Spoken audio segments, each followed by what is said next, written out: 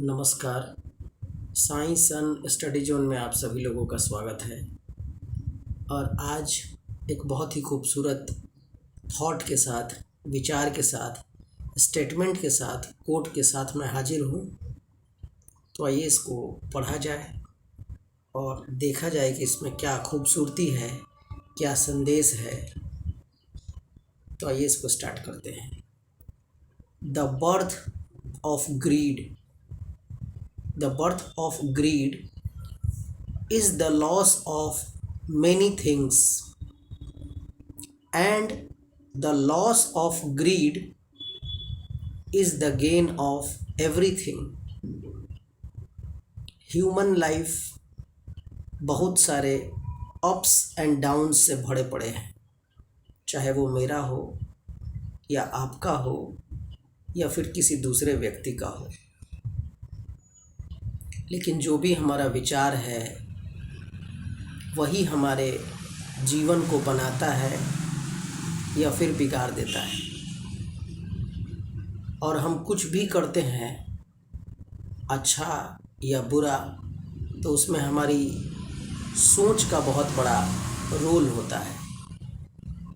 इस स्टेटमेंट के ज़रिए ग्रीड एक शब्द को इलेबोरेट करने की कोशिश की गई है कि जब मनुष्य के दिमाग में ग्रीड का बर्थ होता है,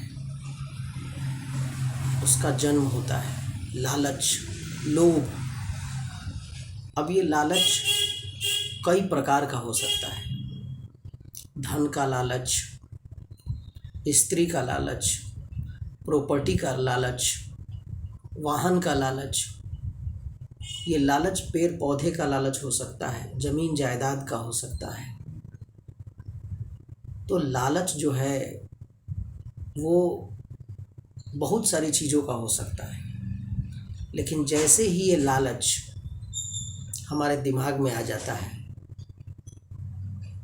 हम उस वस्तु को हासिल करने के लिए गलत काम करने को तुरंत तैयार हो जाते हैं। और धीरे धीरे धीरे धीरे इस कंक्लूज़न पर पहुंचते हैं कि बहुत सारी जो हमारी करीबी चीज़ें थी वो धीरे धीरे हमसे दूर होती चली जा रही हैं और हम बहुत अकेले होते चले जा रहे हैं। और जीवन के जिस मोड़ पर हमारे मन से ये लालच समाप्त हो जाता है, ख़त्म हो जाता है, उस दिन हमारे जीवन में एक नया सवेरा होता है और हमें ऐसा महसूस होने लगता है कि सारा संसार ही हमारा अपना होता चला जा रहा है और जीवन में अति आनंद का अनुभव होने लगता है। लेकिन इस चीज़ को समझने में काफ़ी समय लग जाता है।